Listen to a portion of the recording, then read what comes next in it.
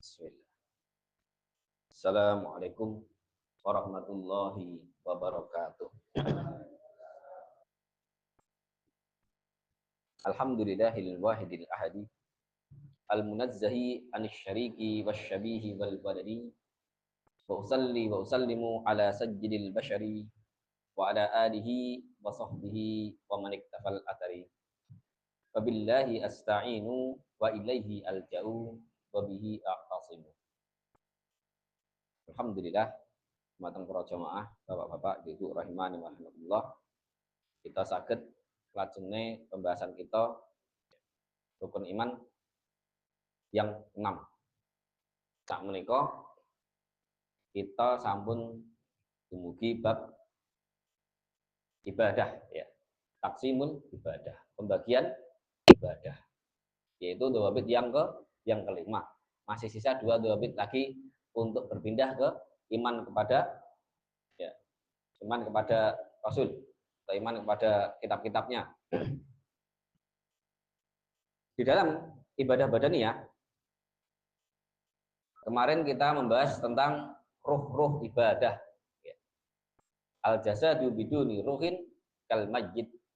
Jasad yang tanpa ruh maka dia seperti mayit. Ya. Bagaimana ibadah? Ketika kita tidak mensertakan ruh dalam ibadah itu, maka sangat sayang sekali ibadah yang kita kerjakan, yang kita persembahkan untuk Allah Subhanahu wa taala. Ruh ibadah yang pertama kemarin yang kita bahas adalah ruh ibadah salat. Napa ruh ibadah salat?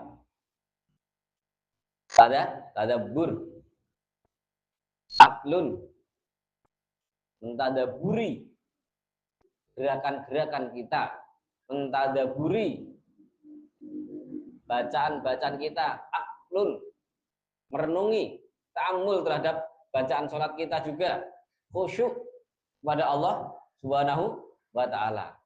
Nah, sampun dipraktekkan kalau ini tahu niki mau Bapak Imam mau rakaat pertama baca surat apa? Ya, Pak Bu, ya, insyaallah. Surat Al-Lail. Surat Al-Fatihah jelas. Ya, itulah Pak Bu, ya. Ya, butuh apa? Merefresh ketika masuk masjid pun bucal sedaya, pun bucal. Ini nasihat ini bukan ngagem jenengan ya. Pertama nasihat ini ditujukan kepada siapa? Saya sendiri. Ya. Jadi ketika ada sebuah nasihat, kita membaca sebuah kitab atau mendapatkan keterangan dari Pak Ustadz, Pak Kiai, atau dari para ulama, terus pas dengan hawa nih, cocok dengan keadaan kalau panjenengan, itu bukan berarti hanya menasihati jenengan toh. Padahal nasihat itu digunakan untuk siapa? Untuk diri sendiri, dan juga baru untuk diri sendirinya lagi baru untuk orang lain ya. Karena menasihati orang itu harus menasihati diri sendiri ya. Dan setiap kita memiliki banyak kekurangan. Laula ya kalau bukan karena yang memberikan nasihat adalah orang yang bersih, lam ya'iddi nasa ba'da Rasulillah sallallahu alaihi wasallam. Maka tidak ada orang yang mau memberikan nasihat setelah Rasulullah sallallahu alaihi wasallam. Pada hakikatnya semua di antara kita adalah tidak maksum. Ya. Maka dari itu yang berbicara sendiri juga memiliki kesalahan. Maka nasihat itu sebenarnya ditujukan kepada siapa? Diri sendiri. Ya, diri sendiri. Sehingga baru untuk orang lain. Ya, kemarin saya mendapat kabar, baca berita Pak Khotibnya lagi khutbah. Jamaahnya marah-marah. Dipikir ya Pak, nasihati dirinya sendiri. Padahal jamaah khotib satu orang apa dua orang? Banyak, ya banyak. Terus bangsa disinggung, kenapa? Ya, harusnya berterima kasih ketika ada yang mengingatkan. Maka itu, ya, ketika kita sudah berusaha untuk duduk di majelis ilmu, maka bukalah telinga kita, bukalah hati kita, bahwasanya kita sendiri ini sudah siap untuk dinasihati. Maka itu, ya, ketika kita sholat, sudah mulai masuk masjid, terlebih lebih mengucapkan apa? Allahu Akbar untuk sholat, ditinggalkan semuanya. Akbar, Allahu Akbar min kulli syai'in afkaru fiha. Allah lebih besar dari segala sesuatu daripada aku sholat yang aku sedang memikirkannya. Kita sholat, janganlah tansagil, jangan kok disibukkan dengan apa? Dengan sesuatu yang kecil, yang sogir, yang kecil. Maka itu sholat harus dibuang pikiran yang masalah dunia. Sholatnya cuma 10 menit, 15 menit ya paling banter. Dari itu ya hadirkan ruh tersebut, ya hadirkan ruh tersebut. Sangat sayang. Sholat kita mungkin berapa tahun Pak? Sholat itu kalau panjenengan? Apakah full kalau panjenengan sholat 80 tahun, 60 tahun? Ya. Apakah yang 60 tahun, 80 tahun itu semuanya khusyuk? Sangat eman-eman sekali, ya. Sangat eman sekali. Maka ya saya nasihat untuk diri pribadi dan juga para jamaah untuk apa? Berusaha untuk menghadirkan ruh ibadah sholat tersebut. Nah, saat menikah kita lanjut kepada ibadah sedekah. Apa? Ibadah sedekah. Ya, kalau ini disinggung sedikit. Ruh ibadah sedekah niku nopo? Ruh ibadah sedekah niku apa? Ruha adzullu wal inkisaru wal bara'atu minal hauli wal quwwati. Ruh sedekah itu adalah kita adzul, kita merendahkan diri kita. Wal inkisar wal bara'ah, kita berlepas diri. Kita pasrah minal hauli wal quwwati, dari kemampuan dan kekuatan. Kita itu tidak punya apa-apa. Kita harus merendah. Kenapa bisa segitu? Kenapa harus dihadirkan roh tersebut? Li'annaka hina ma yakunu ma'aka malun katsirun. Ya, kenapa Pak? Ketika kita sedang bersedekah, tangannya di atas, ngambil sesuatu, imma dari kantong kita, imma dari sebagian harta kita yang lain, kita akan merasa apa? Tunazi'uka nafsuka ilal gururi wal kibr. Maka jiwa kita akan meronta, jiwa kita akan semakin mengajak kepada kita menuju al-kibr, kesombongan, dan menuju al-gurur, kepada ketertipuan. Ini loh kowe sing aweh, iki loh aku sing memberi, ini loh aku di atas. Ya. Karena kenapa? Ya, seperti itu. Jiwa manusia diciptakan seperti itu. Ya. Mari kita bawakan ayatnya. Inna nafsa la ammaratun bisu. Jiwa itu selalu sering memerintah untuk apa? Yang jelek. Kecuali apa? Jiwa yang Allah rahmati. Dari itu perlunya ketika kita bersedekah, hadirkan ruhnya. Abdul, kita merendahkan diri. Inkisar, terlepas dari kemampuan, dari kekuatan. Di annaka tu'ti. Ya, karena semua itu kenapa Pak? Kita sedang di atas memberi. Faida arada an tastahdhira ruha ibadah sedekah.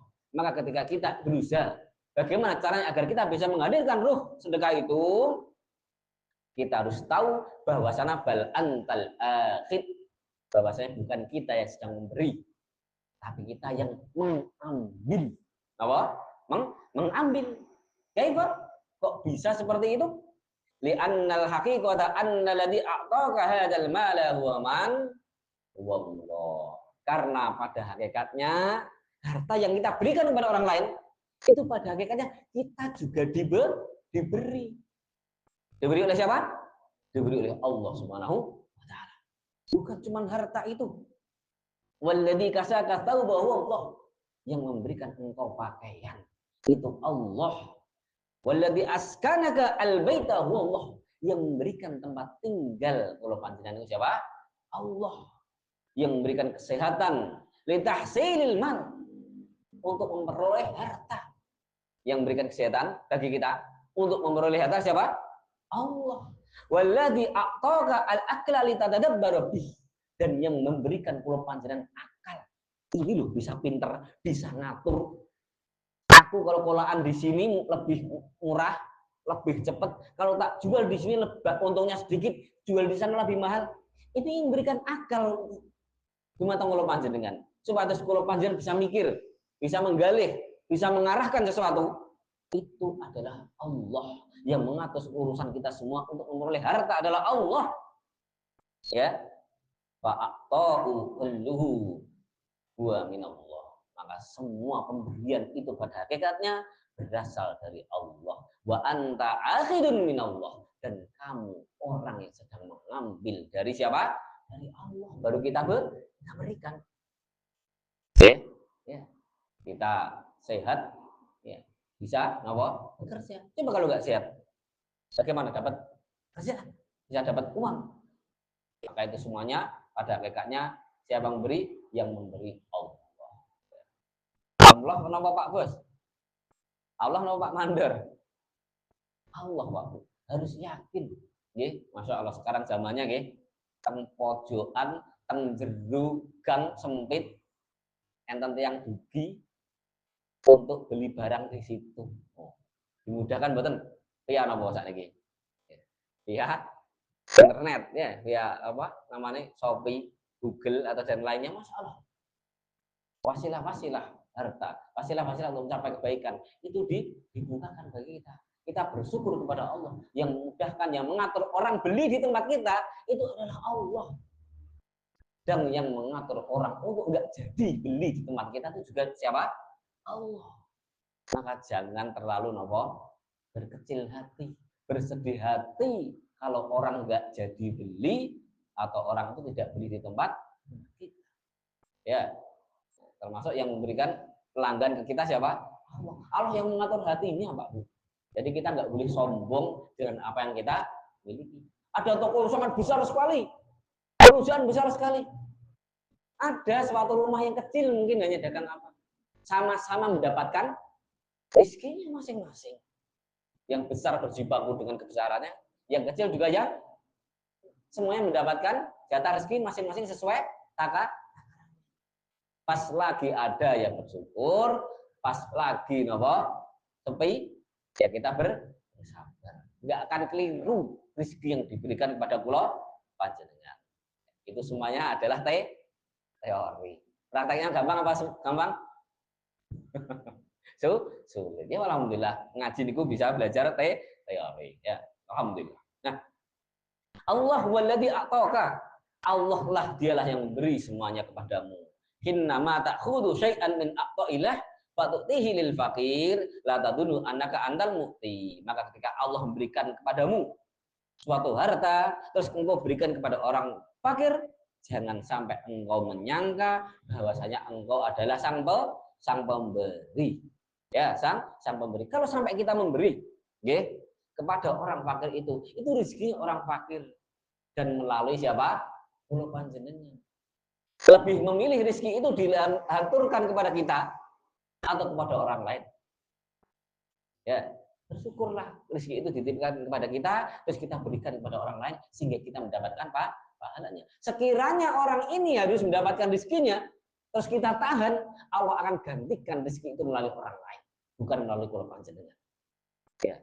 Padahal rezeki ini pun yang kita berikan kepada orang lain, ini juga nanti yang abqa bil jannah. Yang itu nanti yang akan kekal di akhirat kelak. Kok kita medit? Ya. Nah, dari itu ya, betapa mulianya dulu ya Rasulullah SAW mengajarkan kepada para sahabatnya bahwasanya harta itu Pak? Harta itu nanti hanya sekedar yang dimakan. Yang besok pagi jadi jangan tahu sendiri. Harta itu yang kita pakai, yang suatu saat akan dan harta yang kita infakkan yang itu akan menjadi kekal di akhirat. Oke. Ruhus sedekah antaklamu antaklama annaka tu'ti min malillah. Ya, ruhnya sedekah tadi Pak adalah kita harus tahu bahwasanya kita memberi itu dari harta Allah. Walidzalika lama amara Allah bisedekah. Maka dari itu ketika Allah memerintahkan kula panjenengan untuk bersedekah, ayatnya berbunyi gimana? Wa anfiqu mimma hasalu. Dan infakkanlah dari apa yang kalian menghasilkan, dari apa yang kalian kerjakan.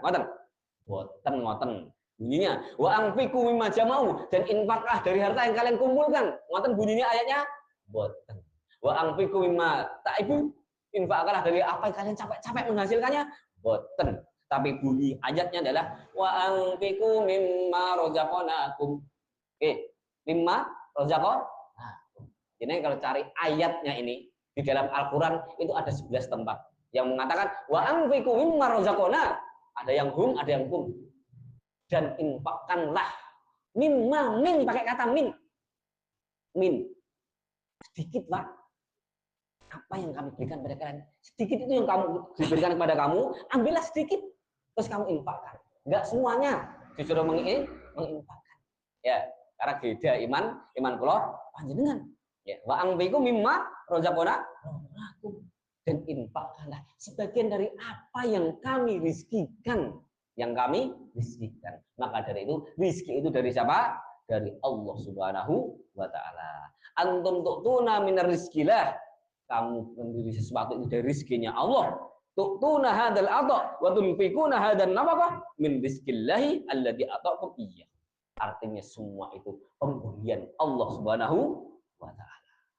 Maka dari itu Pak Bu, nggih, orang-orang yang ahli surga yang Allah katakan di dalam surah Al-Insan. Ya. Innama nut'imukum liwajhillahi la nuridu minkum jazaa'an wala syukura. Orang-orang yang masuk surga itu nanti disifati apa? Innama nut'imukum liwajhillah. Kami ketika kami berinfak, memberi itu kami hanya wajhillah, yang kami harapkan hanya wajahnya Allah. La nuridu minkum jazaa'an wala syukura. Kami enggak pernah minta balasan. Orang-orang masuk surga ketika memberi dia enggak pernah minta sedikit pun balasan, bahkan wala syukura, rasa ucapan syukur. Terima kasih aku dia enggak mengharapkan, Pak. Orang-orang ahlu surga tidak berharap, subhanallah. Ya. Gampang mboten-mboten niku. Ketika cucul ya kita tidak mengharap. Bahkan Allah SWT berfirman, ya ayyuhalladzina amanu, wahai orang-orang beriman. Ketika disuruh orang beriman, pasang telinga kita, mata kita, hati kita, apa perintahnya? La tubtilu shadaqatikum bil manni wal adza. Jangan kamu batalkan sedekah kalian itu dengan bil manni wal adza, dengan kalian menyebut-nyebut pemberian kalian itu tadi. Wal ada, dan dengan nyakitin orang yang kalian berikan. Jangan. Batal pahalanya. Ya. Sedekah niku napa, Pak? Ujiannya juga banyak. Maka hadirkan roh itu tadi, jangan batalkan. Ya. Betapa banyak di antara kita. Mungkin kita sendiri atau kita mendapati orang ketika memberi, harapannya disuruh ingat biyen kowe to nek ora karena aku. Semetu ngiten niki. Wes, ya. Hati-hati, Pak. Ya. Kae to nek ora tak tulungi. Nah, sering mboten? La tubtilu shadaqatikum. Jangan kalian batalkan pahala sedekah kalian bil manni, dengan menyebut-nyebut pemberian kalian itu tadi. Wal adza, dengan menyakiti. Ada enggak, Pak, orang itu memberi terus menyakiti? Ada. Tak baik iki. Tapi kowe. Ya, ada balik itunya. Itu loh orang ahli surga. La nuridu minkum jazaa'an wala syukura. Enggak pernah minta balasan. Bahkan ucapan rasa syukur. Biar yang balas siapa? Allah, Pak.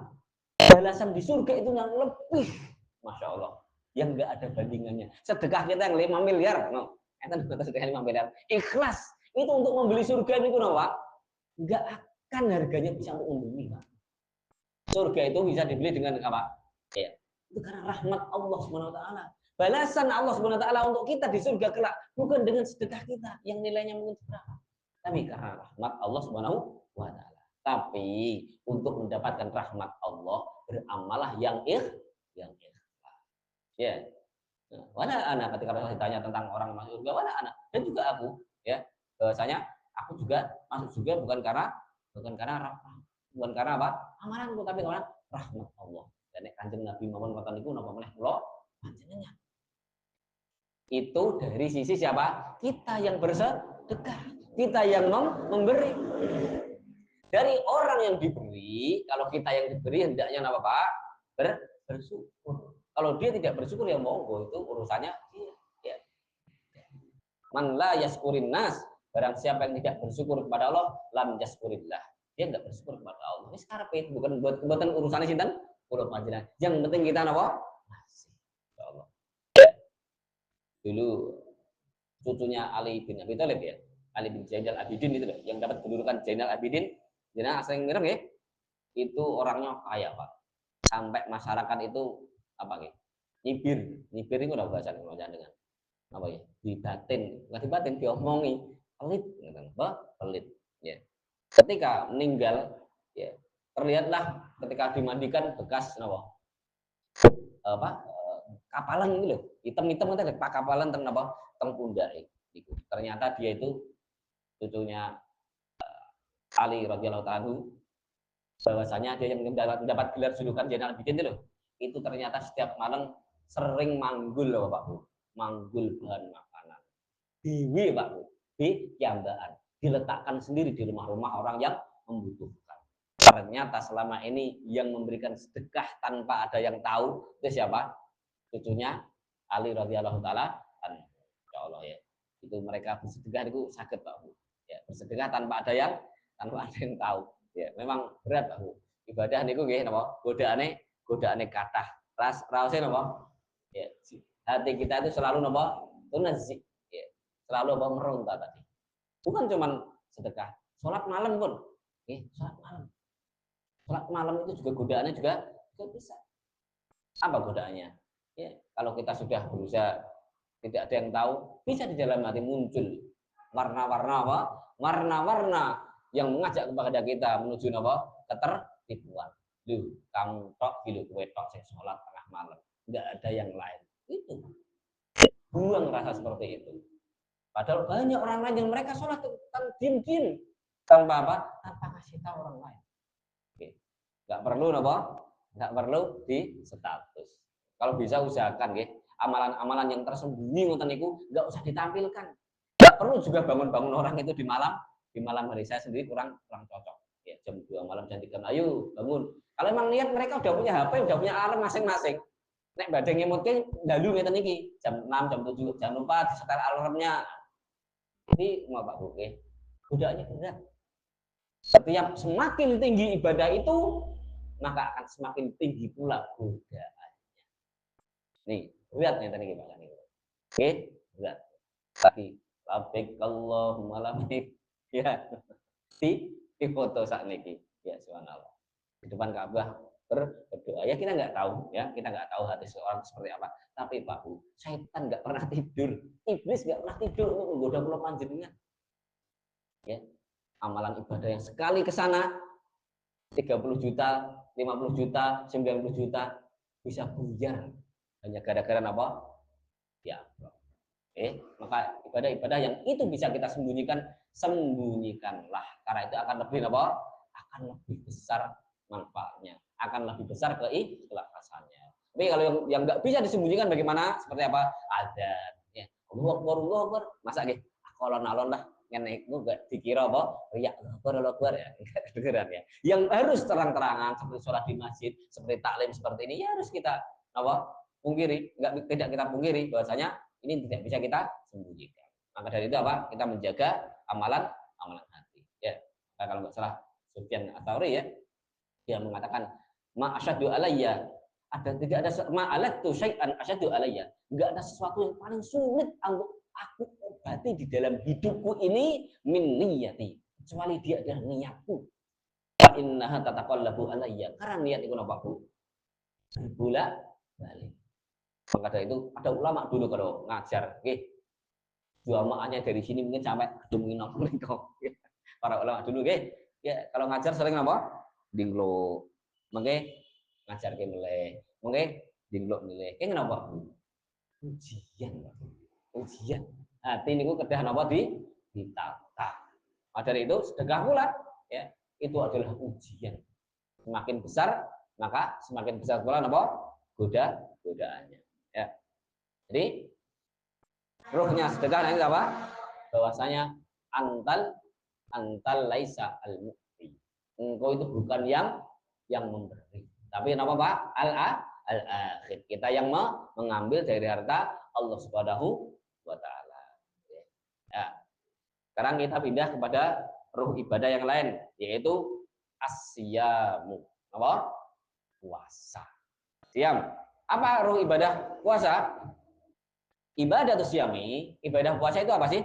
Yaitu al-imtina'u anit ta'ami wasyarabi wasyahawati min tulu'il fajri shadiqi ila ghurubis syamsi. Ya. Puasa itu pada hakikatnya ada Bapak Bu. Puasa itu kalau panjenengan menahan diri. Menahan diri. Dari apa? Dari minum, dari makan, dari syahwat. Sejak terbitnya fajar shadiq sejak waktu napa fajar sodik tapi ada subuh nika dugi adzan maghrib. Ditahan semua itu. Imtana an-nas, dan manusia sudah menahannya. Kaum muslimin sudah melaksanakannya, fa'adau ibadatasya. Maka kita sampun dikategorikan menunaikan ibadah puasa. Ya, menunaikan ibadah puasa. Aku mau sahur sebelum subuh, terus baru gak makan, gak minum, gak syahwat, semuanya tak tahan sampai adzan maghrib. Jenengan kula panjenengan sampun mengerjakannya.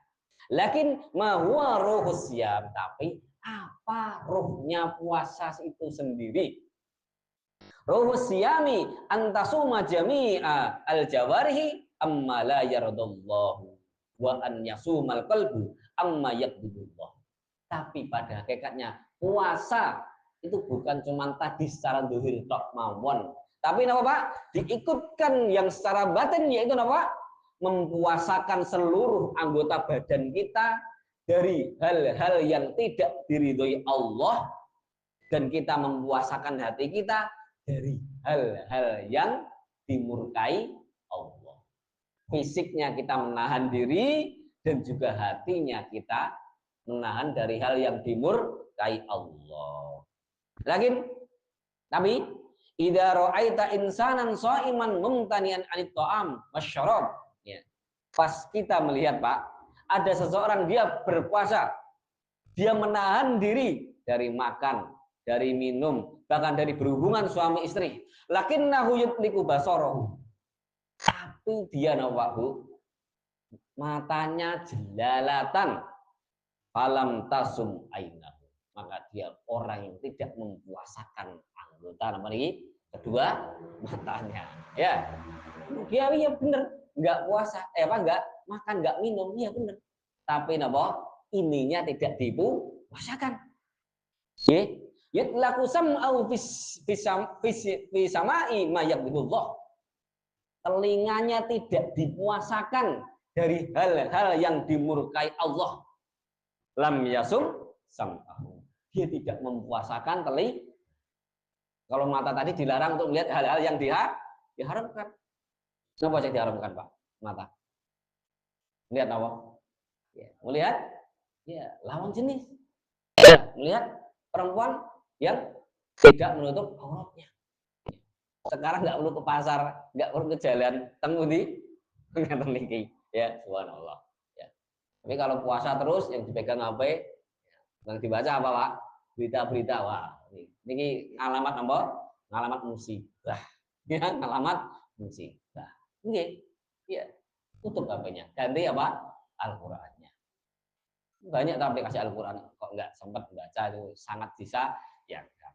Dia juga tidak menjaga pendengarannya, telinganya ini. Dia tidak menguasakan apa? Telinganya. Kalau telinga apa? Puasa dari apa? Mendengarkan ghibah, hal-hal yang diharapkan oleh Allah Subhanahu wa taala. Atau ya Bapak? Puasa sing ngirene napa? Son horeg.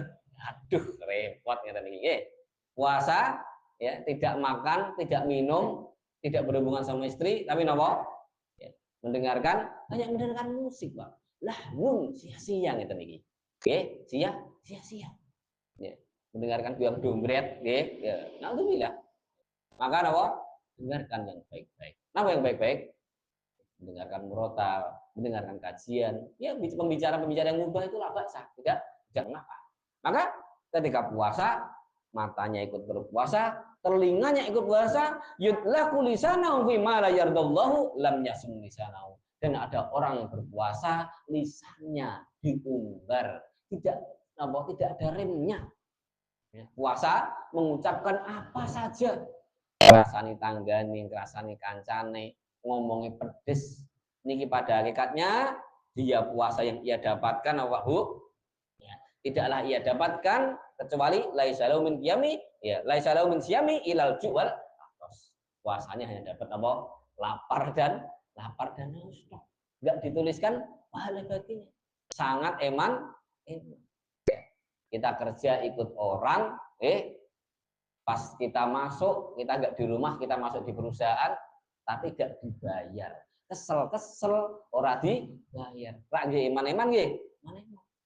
Kita dagang, kita berikan barangnya, gak dibayar sama siapa? Pembelinya, ditinggal kabur. Gak yo nyesek nggih. Nyesek ya. Sangat iman-iman sekali. Maka dari itu puasa itu pada hakikat apa? Hatinya itu juga ikut dipuasakan. Bagaimana cara memuasakan hati? Al-qalbu la yuhibbu illa rabbah.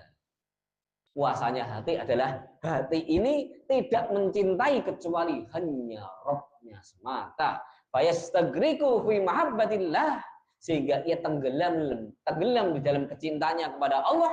Fala yasukul jawarih illa ila taatil mahbub. Sehingga puasa ini, hati ini memerintahkan anggota badan untuk bergerak, hanya untuk bergerak untuk melakukan sesuatu yang diridhoi Allah Subhanahu wa taala.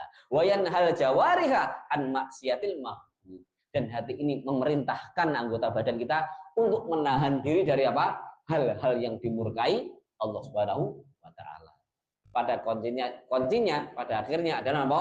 Hati. Hati memerintahkan untuk sesuatu yang perintahkan Allah, dan hati memerintahkan anggota badan untuk menahan diri dari hal-hal yang dimurkai Allah. Siyamul qalbi an yaj'alal qalbu an-nadhara illa yanduru, ya la yanduru illa fil tafakkur bi makhluqatillah.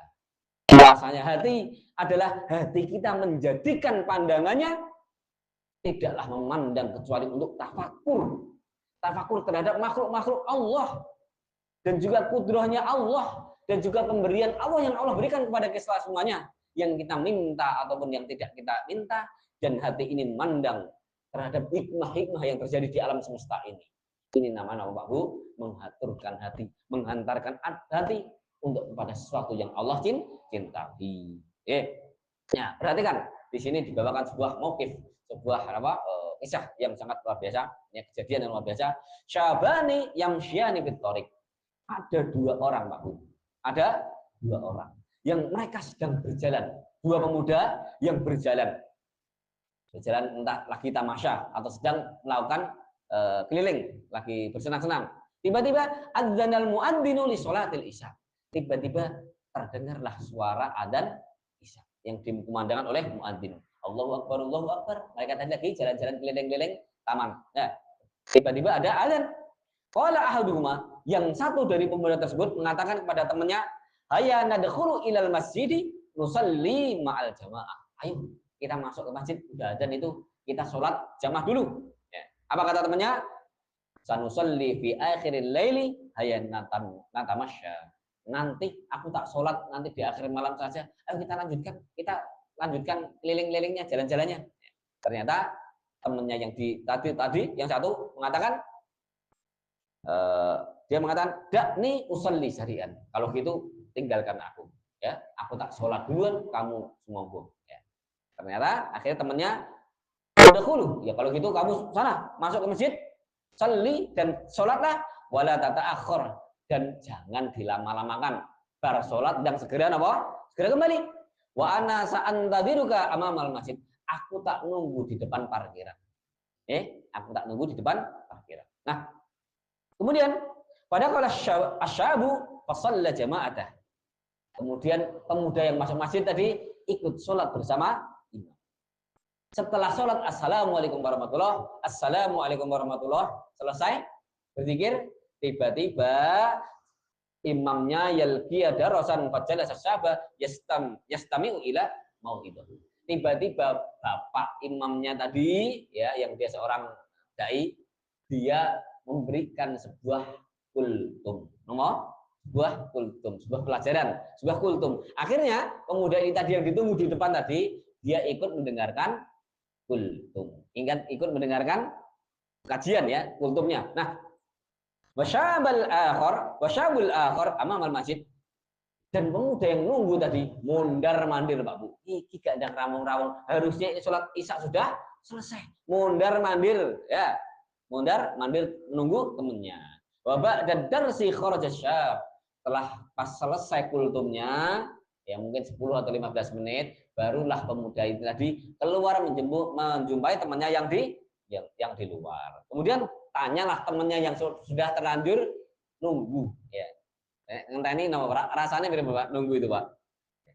Sembari menggerutu ya. Dia mengatakan, lima data akhorta, kok kamu telat? Sholat isya itu harusnya sudah selesai, kok malah gak dang keluar. Apa jawaban pemuda ini tadi? Mana ani minal khuruji. Ada yang menahanku dari keluar cepat-cepat setelah sholat isya. Dijawab, ditanyalah, manil ladzi mana'aka minal khuruji. Lah siapa yang menahanmu? Kok ada orang yang berani-berani menahanmu enggak dan segera keluar dari masjid? Apa jawaban pemuda tersebut? Perhatikan jawabannya apa? Alladzi mana'aka min dukhulil masjid. Yang menahan aku untuk tidak segera keluar setelah sholat isya adalah sama yang menahanmu agar engkau tidak segera mau masuk masjid untuk sholat. Masuk betul Pak? Ya, paham ya? Yang menahanku nggak segera keluar dari masjid itu sama yang menahan kamu untuk kamu juga tidak mau masuk masjid. Innaha laftatun imaniyatun.